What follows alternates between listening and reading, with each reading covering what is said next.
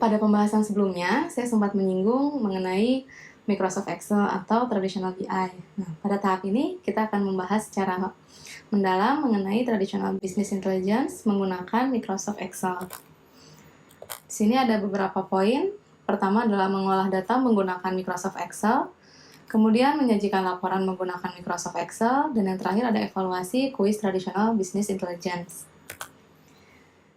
Ya, salah satu BI tools yang bisa digunakan adalah Microsoft Excel. Tentunya ini biasa disebut traditional way atau cara tradisional dalam mengolah data untuk BI. Biasanya Microsoft Excel ini digunakan oleh perusahaan untuk membuat laporan-laporan yang bersifat tabular atau dalam bentuk tabel.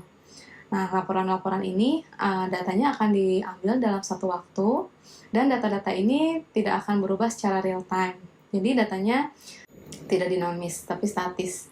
Nah, jadi laporannya ketika data ditarik, diolah menggunakan Excel, kemudian tersaji laporan, dan hanya sampai situ. Jadi hanya untuk pelaporan-pelaporan yang sifatnya biasanya rutin, seperti mingguan, bulanan, atau tahunan. Nah, di sini saya akan mencoba menjelaskan sedikit bagaimana cara melakukan analisis data menggunakan Microsoft Excel yang sederhana. Ya, ini adalah tampilan awal dari Microsoft Excel berupa spreadsheet jika rekan-rekan baru pertama kali membuka Microsoft Excel.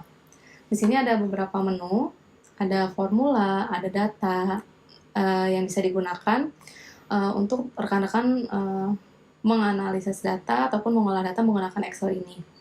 Kemudian di Excel ini ada beberapa istilah. Pertama, angka 1 ini ke samping, dia disebutnya baris atau row.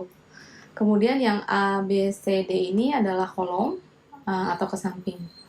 Untuk A1, B1, C1 itu adalah sel. Jadi satu sel itu terdiri dari informasi kolomnya apa dan juga baris keberapa. Kemudian di sini ada beberapa hal yang bisa digunakan untuk melakukan analisis sederhana menggunakan Excel. Salah satunya adalah sort. Sort ini adalah mengurutkan data sesuai dengan kategori yang diinginkan. Ini bisa jadi dua jenis, yaitu sorting dari kecil ke besar, atau biasa disebut dengan ascending, atau dari besar ke kecil, atau biasa disebut descending. Pengertian besar kecil di sini relatif bisa berupa huruf atau berupa angka. Nah, fitur ini adalah step awal atau langkah pertama yang bisa dilakukan oleh BI ketika menggunakan Excel untuk mengolah data, untuk melihat jika ingin tahu kira-kira data yang paling besarnya itu siapa ya, atau berapa ya. Ini bisa menggunakan fitur ini, atau ingin mengurutkan data, merapikan data dari mulai yang terkecil hingga yang terbesar juga bisa. Ini saya memiliki contoh data. Di sini ada data penjualan ayam. Di sini bisa dilihat sebelum disorting bagian kategori di kolom E ini bercampur. Ada organik, probiotik, broiler, dan kampung. Nah, saya ingin mengetahui kategorinya ini agar lebih rapi, jadi disusun dari alfabet dari yang kecil hingga yang terakhir. Di sini di yang kanan setelah disorting terlihat menjadi lebih rapi. Jadi dari huruf B kemudian bertambah menjadi huruf-huruf yang lebih akhir. Nah, sorting ini bisa juga diakses melalui tab data dan kemudian mengklik sort. Nah, selain fitur sort, fitur sederhana juga yang bisa membantu proses analisis awal adalah filter. Filter ini digunakan untuk mengelompokkan data sesuai kategori yang dibutuhkan. Nah, tapi untuk filtering ini ada syaratnya. Jadi header atau baris pertama pada tabel itu tidak boleh mengandung merge cell. Merge cell ini adalah gabungan dari beberapa kolom. Jadi kalau kolomnya ini digabung, biasanya fungsi filter ini jadi tidak bisa digunakan. Kita lihat contohnya. Ini bagian atas adalah data yang belum difilter. Kemudian saya ingin mengetahui untuk kategori organik saja datanya misalnya. Jadi dilakukan filtering seperti di bawah ini. Menjadi hanya data-data organik saja yang muncul. Nah, di bagian header kategori ini, rekan-rekan dapat melihat terdapat tanda panah. Nah, tanda panah ini adalah indikasi bahwa kategori ini adalah kolom yang dijadikan filter untuk keseluruhan data di tabel ini.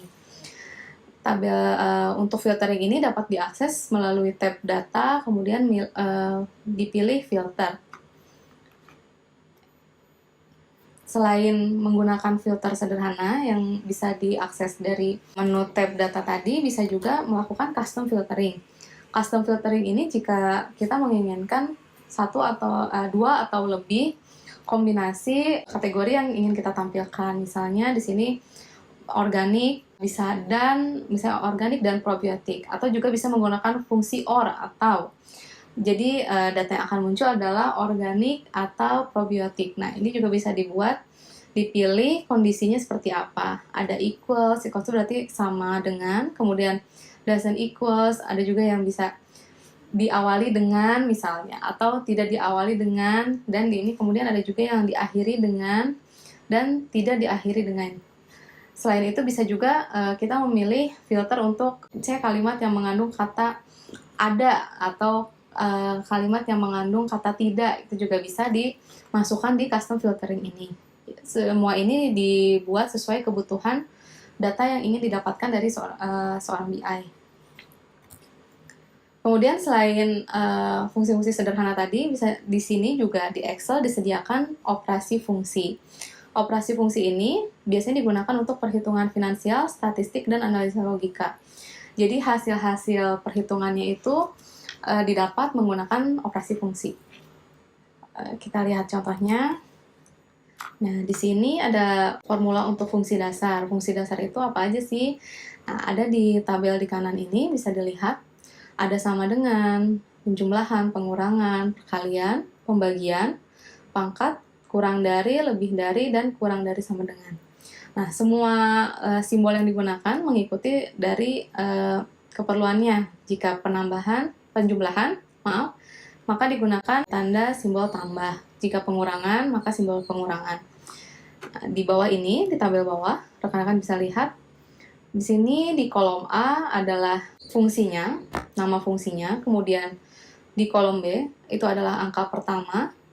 Kemudian di kolom C adalah angka kedua. Kemudian di kolom D ini adalah hasilnya. Di kolom E ini adalah bagaimana penulisan untuk mendapatkan hasil di kolom D. Jadi contoh untuk penjumlahan. Pertama, untuk mengakses formula ini harus menggunakan tanda sama dengan. Sama dengan ini untuk memanggil fungsi yang ada di Excel. Sama dengan, ini adalah B2 yang ingin dijumlahkan. Nih, angka pertama B2 dan juga angka kedua C2. Begitu pula dengan pengurangan, perkalian, dan juga pembagian. Hanya tinggal mengganti-ganti operasinya saja sesuai keinginan dan kebutuhan yang ingin didapat. Kemudian selain operasi dasar atau fungsi dasar tadi, ada juga fungsi statistik. Nah, fungsi statistik ini juga bisa digunakan seperti pertama penjumlahan. Jadi kita bisa menjumlahkan data dalam satu kolom. Ini bisa dimasukkan. Ini adalah sama dengan sum. Kemudian sel awal, posisi data awal ditarik hingga ke posisi data akhir. Kemudian ada juga untuk rata-rata, untuk mencari nilai minimum, kemudian untuk mencari nilai maksimum, dan juga untuk melakukan perhitungan. Kalau ini untuk menghitung misalnya jumlah pembeli ada berapa banyak, atau ada berapa orang yang membeli, bisa menggunakan count ini. Kita lihat contohnya. Jadi di sini ada beberapa contoh penulisan untuk sum, min, max, average, dan juga count berdasarkan data penjualan ayam tadi yang di awal kita gunakan. Bisa dilihat di mana data itu dimulai di sel mana, kemudian diakhiri di sel mana. Di sini semuanya data di H9 nih, sampai dengan H229. Itu jika datanya ada banyak, itu bisa sampai batas akhir data sesuai dengan banyaknya penjumlahan yang ingin kita dapatkan.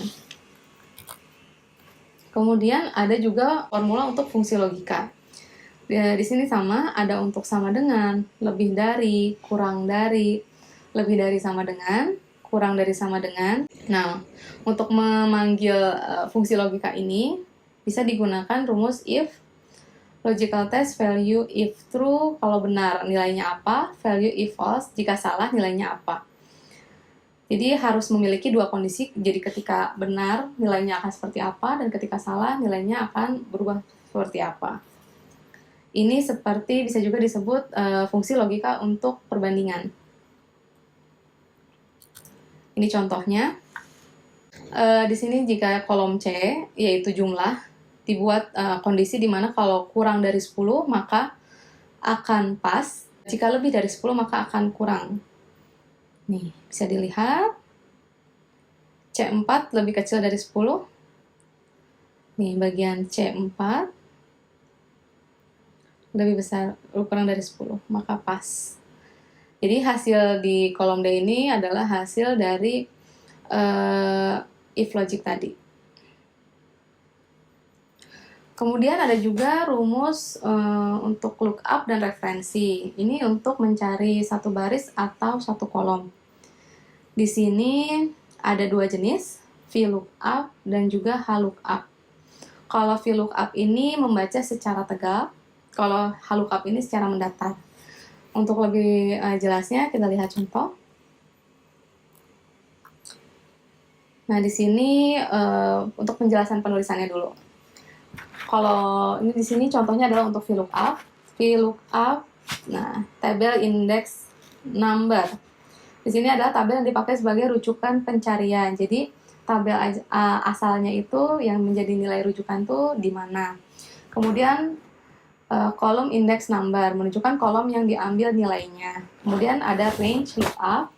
Nah, ini dapat dikosongkan atau diisi true jika tabel disusun berurut dan pencarian diartikan sama dengan atau lebih kecil jika false, maka tabel tidak harus berturut-turut dan pencarian diartikan sebagai yang sama persis. Jadi, ini kembali lagi tergantung kondisinya true or false, ada dua kondisi yang berbeda.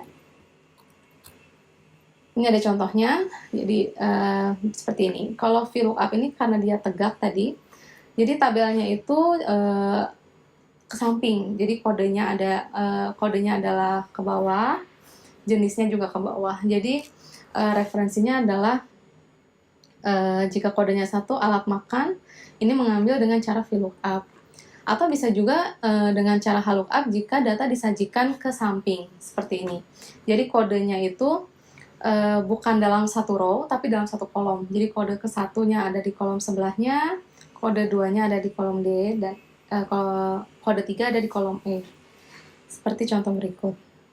Keduanya sebenarnya sama saja, hanya tergantung jenis tabel rujukannya, apakah dia tegak ataupun mendatar, dia vertikal ataupun horizontal, seperti ini. Kemudian ada juga fitur pivot table. Nah, pivot table ini bisa diakses dari tab Insert Pivot Table. Ini biasanya digunakan untuk rangkuman data dari berbagai hitungan, dari sum, average, tadi yang fungsi statistik yang sudah kita bahas di awal. Ini contohnya. Ini juga sama, masih menggunakan data penjualan ayam. Nah, ini adalah step-stepnya. Tadi itu kan hasilnya, kemudian adalah stepnya atau langkah-langkah pembuatannya. Pertama tadi sudah akses dari insert pivot table. Di sini akan muncul field name-nya atau header dari tabelnya. Kemudian tinggal dipilih apa saja yang akan ditampilkan. Kemudian di sini ada value-nya atau nilainya. Di sini adalah sum jumlah ayam atau total keseluruhan dari jumlah ayam, kemudian sum of total harga, jadi jumlah keseluruhan dari total harga. Maka yang akan muncul adalah tabelnya seperti ini.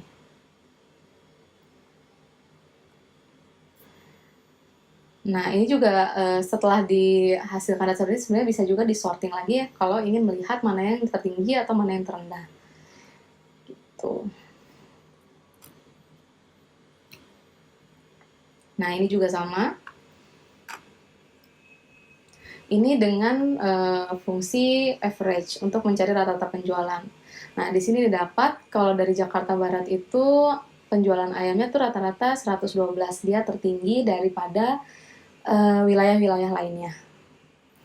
Nah, jadi pivot table tadi itu bisa membantu Seorang BI melakukan analisis secara sederhana dengan memasukkan fungsi-fungsi statistik dan juga field-field atau kategori-kategori yang diinginkan yang bisa mendukung hasil pencariannya seperti ini. Misalnya ingin mengetahui penjualan mana yang paling tinggi. Ini adalah contoh sederhananya dan ditampilkan secara tabular atau dalam bentuk tabel. Kemudian selain ada pivot table atau yang disajikan secara tabular, ada juga pivot chart. Ini kurang lebih sama, aksesnya adalah dari insert, kemudian pilih pivot chart. Nah, ini dari data penjualan ayam tadi, kurang lebih ada 222 baris data. Nah, strukturnya adalah seperti ini, ada ID, ada tanggal transaksi, ada nama pembeli, ada jumlah ayam, ada kategorinya, terus kotanya, terus harga per unit, dan juga total harga setelah dikalikan dari jumlah ayam dikalikan harga unitnya. Nah, di menu Create Pivot Chart ini akan muncul Choose the data you want to analyze. Jadi kita harus memilih dulu data yang ingin kita analisis itu dari range table yang mana. Jadi dari rentang di tabel yang mana. Nih, misalnya dari A1 sampai dengan H222 karena tadi kita memiliki 222 raw data. Nah, hasil pembuatan pivot chart ini akan muncul di spreadsheet baru. Jadi tidak akan menimpa di tabel yang sudah kita miliki sebelumnya. Nah, di sini akan muncul pivot chart field sama seperti pivot table yang tadi. Nah, seperti ini pivot chart field-nya. Kalau di sini tampilannya adalah kurang lebih sama seperti yang sudah tadi dibuat di table, hanya saja di sini ada aksis. Jadi kita bisa memilih untuk aksisnya itu ingin apa. Di sini kan ada nih pilihan field-nya. Di sini menggunakan kategori, kemudian akan difilter berdasarkan kota, kemudian nilai dari chart-nya ini adalah jumlah dari keseluruhan ayam. Jadi di sini yang diambil adalah jumlah dari per kategori ayam, jadi ada boiler, kampung, organik, petelur, dan juga probiotik. Nah, kemudian data ini disajikan dalam bentuk chart menggunakan bar chart seperti ini. Nah, bar chart ini biasa digunakan untuk melihat perbedaan dari beberapa kategori. Seperti di sini kita memiliki beberapa kategori ayam. Nah, untuk melihat perbandingannya biasanya digunakan bar chart seperti ini. Jadi terlihat bahwa kategori petelur ini yang paling tinggi dibandingkan dengan yang lain. Kemudian di sini juga ada filter untuk kota. Ini bisa diklik, nanti akan ada pilihan kota-kotanya dan datanya akan berubah mengikuti filter yang kita pilih. Nah, ini adalah salah satu contoh laporan sederhana dari data penjualan ayam tadi yang kita miliki. Jadi secara sederhana melalui Microsoft Excel ini kita juga sudah bisa melakukan visualisasi data menggunakan pivot table dan juga pivot chart.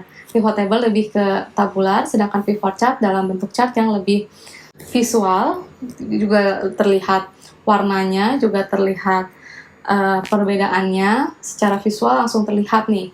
Oh, ayam petelur nih yang paling tinggi dibandingkan dengan ayam-ayam yang lain, dibandingkan lagi sekarang dengan yang tabular. Kalau yang tabular tadi kita perlu menyusunnya lagi, jadi dari yang paling tinggi ke yang paling rendah. Jadi setelah dirata-ratakan baru dia keluar. Ini contoh yang tadi secara tabular, kemudian ini chart. Secara singkat seperti itu cara pengolahan menggunakan traditional BI. Jadi dengan Microsoft Excel pun dengan kita bisa melakukan analisis sederhana sesuai dengan kebutuhan yang bisa dilakukan menggunakan Microsoft Excel ini. Sekian untuk pembahasan kita yang ketiga ini. Semoga rekan-rekan lebih tergambar lagi apa yang dilakukan BI.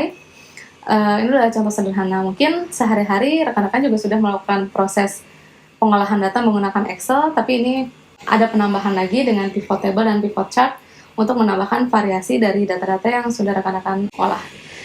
Sekian untuk tahap 3 ini, dan kita akan melanjutkan ke tahap selanjutnya. Terima kasih.